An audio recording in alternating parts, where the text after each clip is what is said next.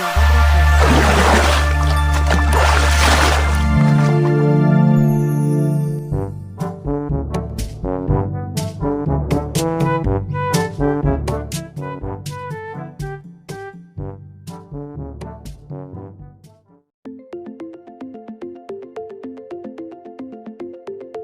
Pendidikan abad 21 harus dapat membekali peserta didik dengan keterampilan belajar dan berinovasi, keterampilan menggunakan dan memanfaatkan teknologi media informasi, dan kecakapan hidup untuk bekerja dan berkontribusi pada masyarakat. Keterampilan-keterampilan inilah yang dinamakan dengan konsep kecakapan hidup abad 21. Salah satu prasyarat untuk mewujudkan kecakapan hidup abad 21 adalah kemampuan literasi. Asesmen kompetensi minimum atau AKM dirancang untuk mengukur literasi membaca dan literasi matematika atau yang disebut numerasi.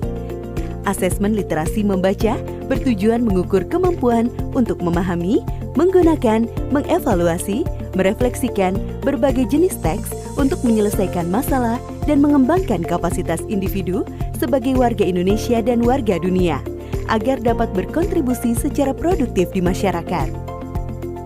Sedangkan asesmen numerasi dilaksanakan untuk mengukur kemampuan berpikir menggunakan konsep, prosedur, fakta, dan alat matematika untuk menyelesaikan masalah sehari-hari pada berbagai jenis konteks yang relevan untuk individu sebagai warga negara Indonesia dan dunia. Komponen asesmen literasi membaca dan numerasi dapat dibagi berdasarkan konten, proses kognitif, dan konteks.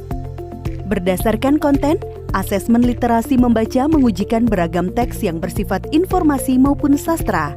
Sementara asesmen numerasi mengujikan bilangan, geometri dan pengukuran, data dan ketidakpastian, serta aljabar. Berdasarkan proses kognitif dalam asesmen literasi membaca, murid diuji kompetensinya dalam hal menemukan informasi, menginterpretasi, dan mengintegrasikan isi teks, serta mengevaluasi dan merefleksikan isi teks dengan konteks lain di luar teks. Sementara itu, asesmen numerasi melibatkan proses pemahaman konsep, kemampuan penerapan konsep untuk masalah rutin, serta bernalar untuk menyelesaikan masalah non-rutin. Berdasarkan konteks, asesmen literasi dan numerasi yang diujikan kepada murid mengangkat konteks personal, sosial budaya, dan saintifik. Ada beragam bentuk soal dalam AKM. 1. Pilihan ganda. Murid hanya dapat memilih satu jawaban benar dalam satu soal. 2. Pilihan ganda kompleks. Murid dapat memilih lebih dari satu jawaban benar dalam satu soal. 3. Menjodohkan. Murid menjawab dengan cara menarik garis dari satu titik ke titik lainnya yang merupakan pasangan pertanyaan dengan jawabannya. 4. Isian singkat. Murid dapat menjawab berupa bilangan, kata untuk menyebutkan nama benda, tempat, atau jawaban pasti lainnya. 5. Uraian. Murid menjawab soal berupa kalimat-kalimat untuk menjelaskan jawabannya.